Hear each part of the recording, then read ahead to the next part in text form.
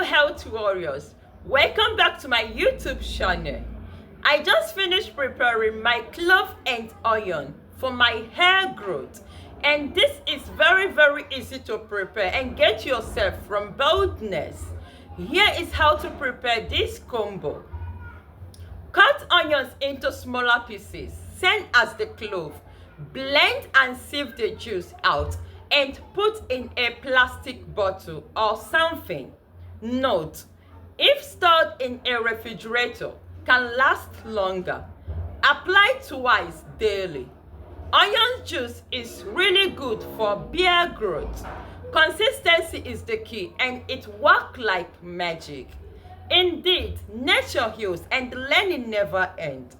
In case you don't know me, I am Chinenye Harriet. And if you like natural remedies, like, share, comment, and subscribe to my YouTube channel.